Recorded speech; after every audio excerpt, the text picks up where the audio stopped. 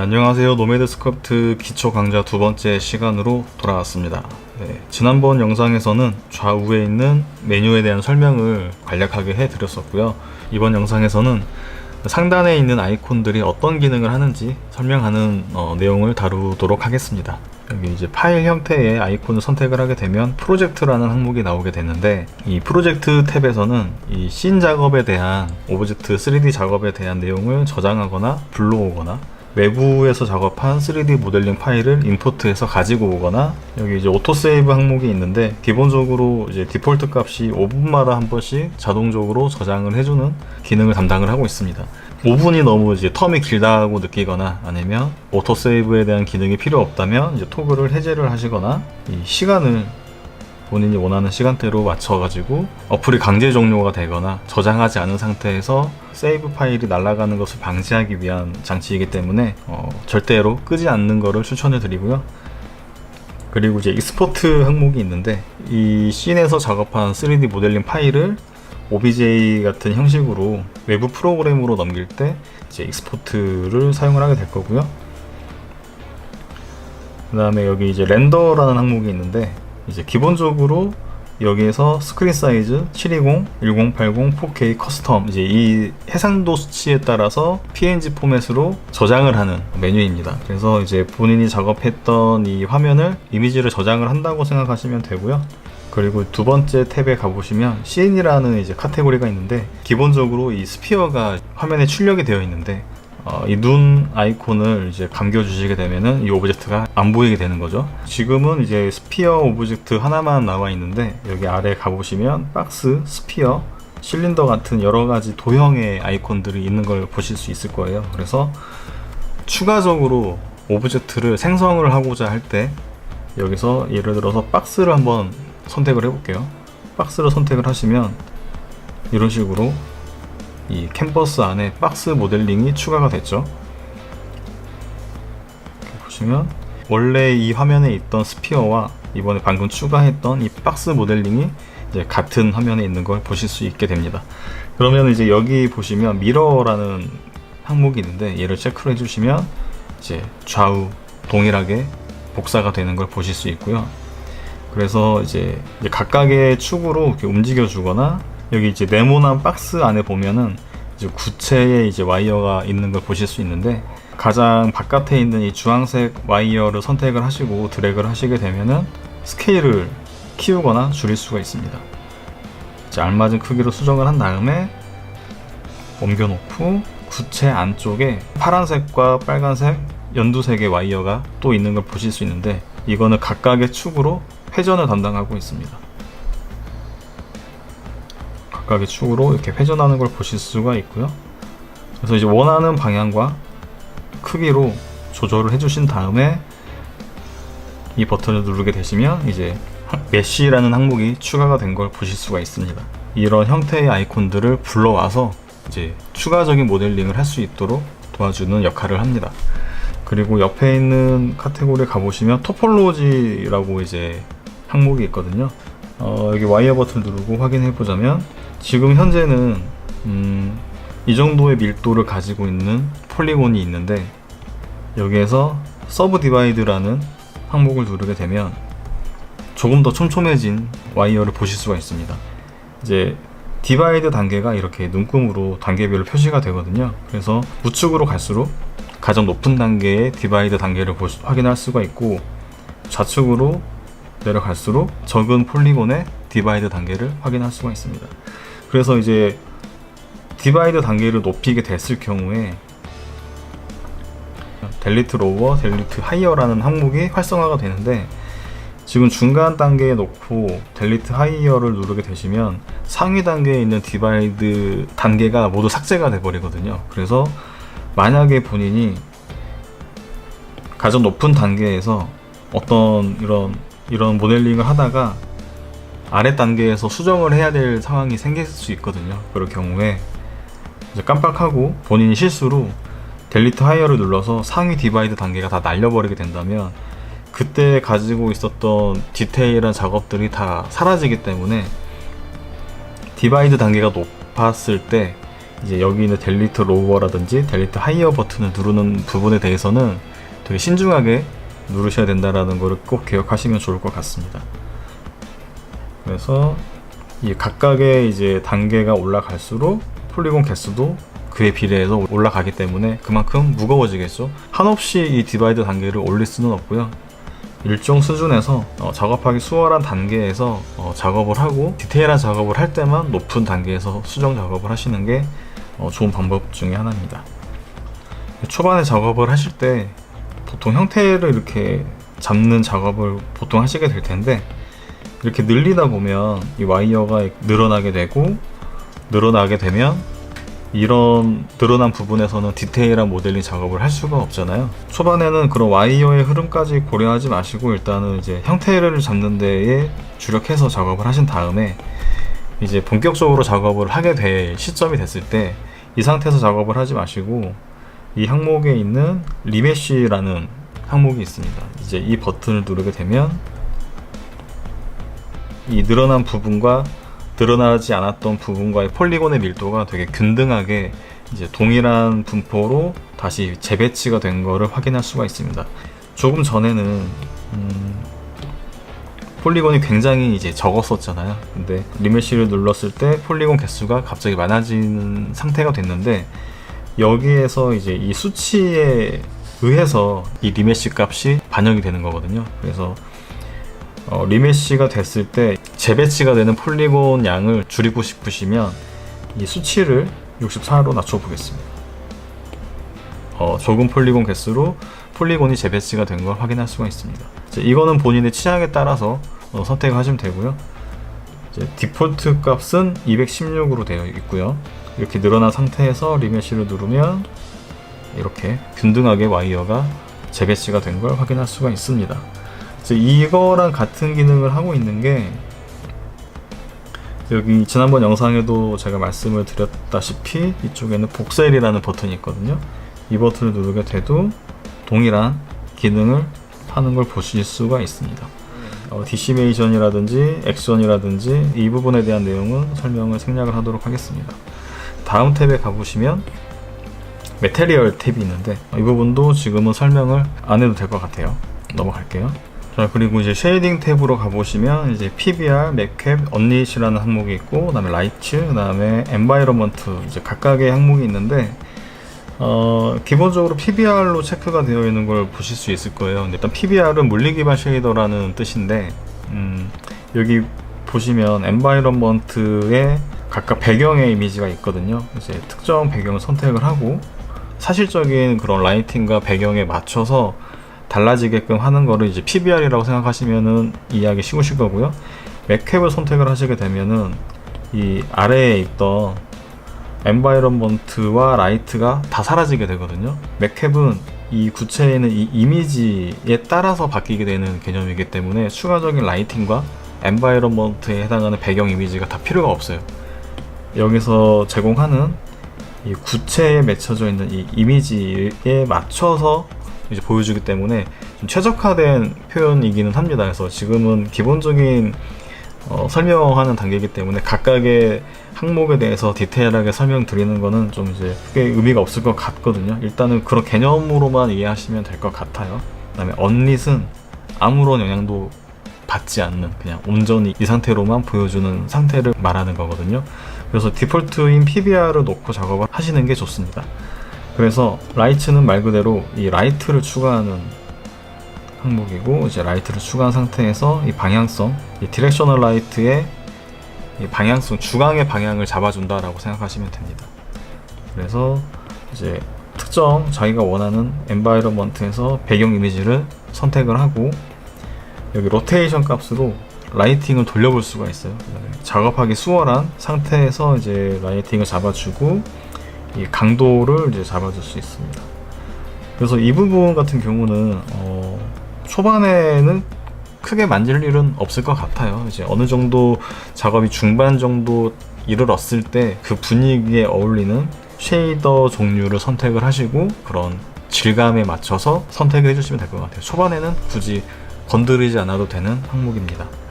그 다음에 포스트 프로세스 항목이 있는데, 쉽게 말해서 이제 후처리하는 카테고리라고 생각하시면 될 것 같아요. 작업을 마무리할 때쯤에 이제 추가적인 보정 작업을 한다라고 생각하시면 될 것 같습니다. 그리고 사진 작업을 할 때 혹은 이제 포토샵에서 추가적인 색감을 입히거나 깊이감을 더 잡아주는 작업을 하잖아요. 예를 들어서 제가 여기다가 이렇게 모델링 해놓은 상태에서 이제 앰비언트 오클루전을 체크를 해볼게요. 체크를 하게 되면 뭔가 더 입체감이 더 두드러지게 바뀐 거를 보실 수가 있을 겁니다.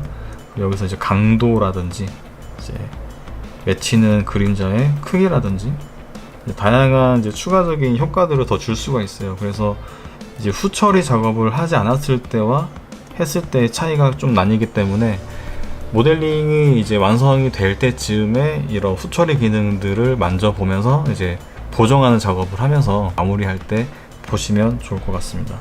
지금 제가 아이패드 미니로 테스트를 해봤을 때 쉐이딩과 포스트 프로세스에 해당하는 기능들이 좀 되게 많은 램을 잡아먹는 것 같더라고요. 그래서 아이패드 프로에서는 이 두 항목에 대한 과부하가 그렇게 크진 않는 것 같은데 아이패드 프로보다 낮은 단계의 아이패드를 쓰시는 분들은 이제 가급적이면 초반에는 이 항목들은 건드리지 않는 게 좋을 것 같습니다.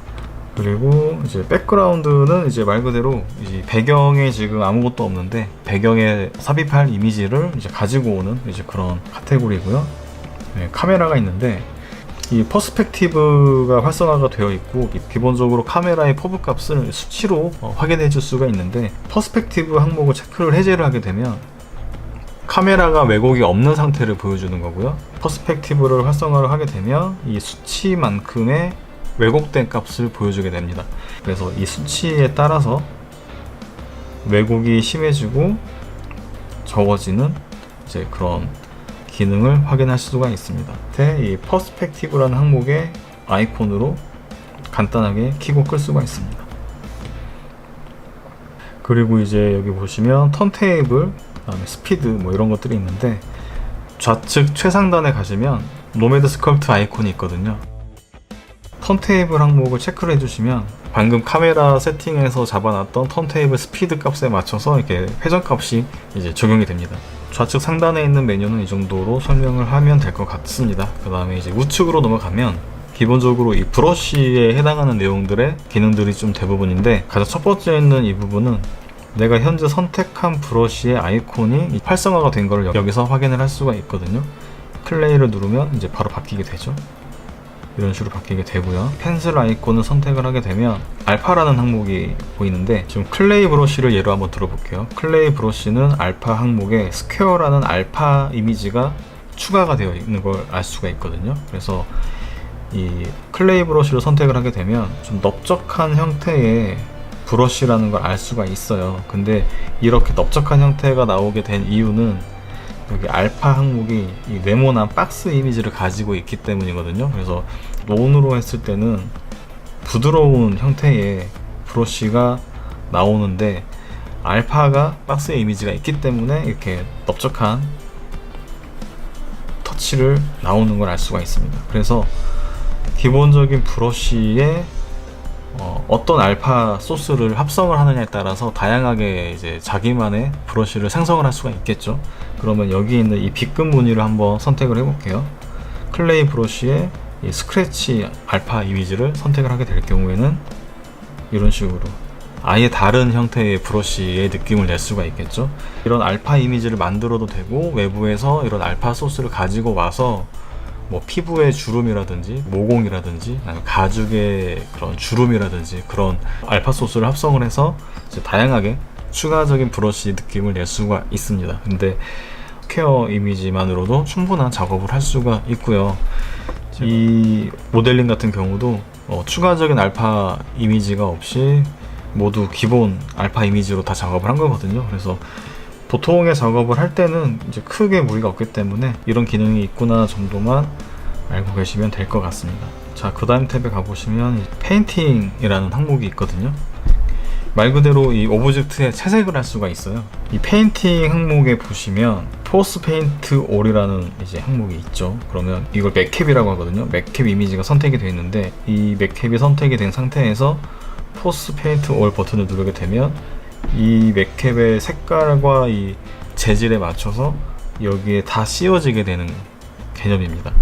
그래서 뒤로 가기를 해서 내가 특정 부분에 색만 칠하고 싶어 라고 할 때는 여기에 페인트 브러쉬가 있거든요. 페인트 브러쉬를 선택을 하고 그 다음에 여기에서 컬러를 지정을 하고요. 이런 식으로 칠해주면 되죠.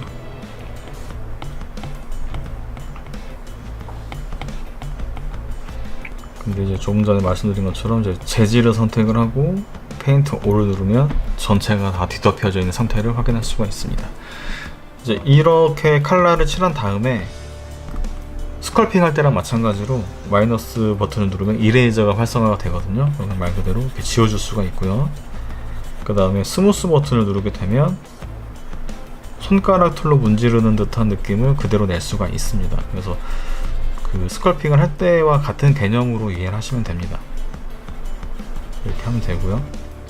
그 다음 항목은 이제 넘어가도록 하겠습니다.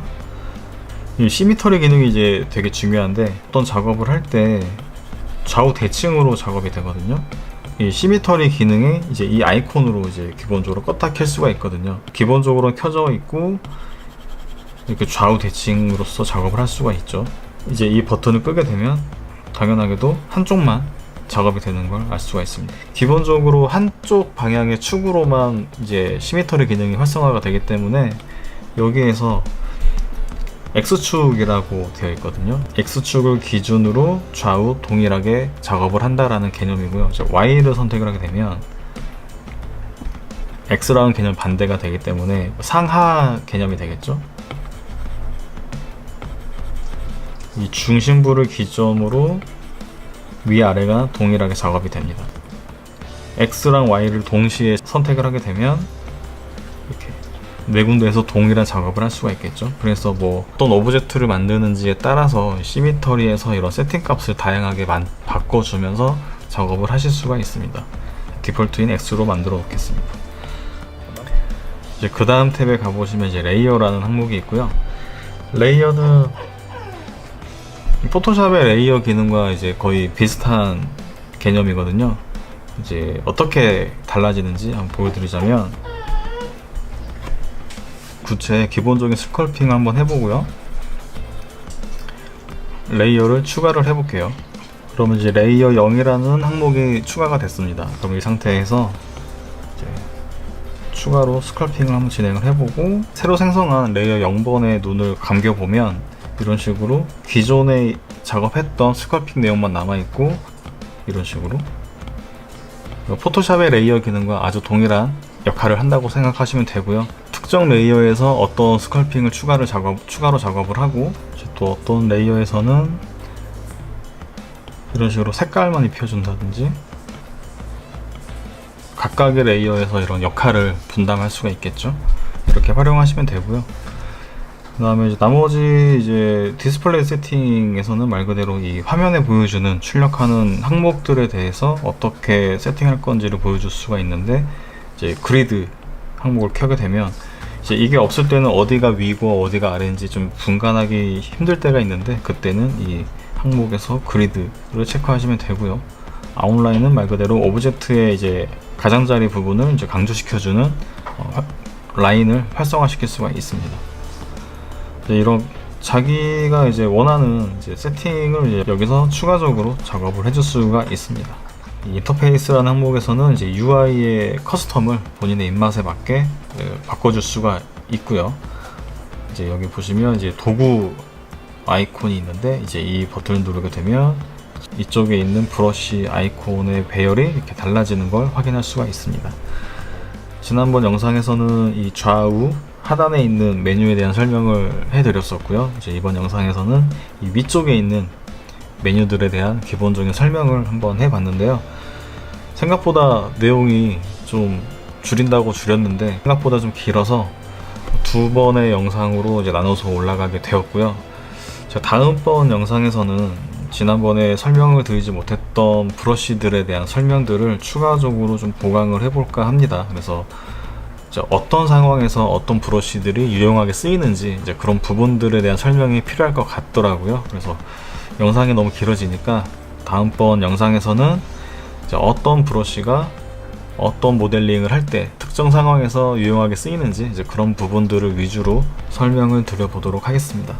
일단 두 번째 노매드 스컬프트 강좌는 여기서 줄이도록 하고요. 저는 다음에 다시 새 영상에서 찾아뵙도록 하겠습니다.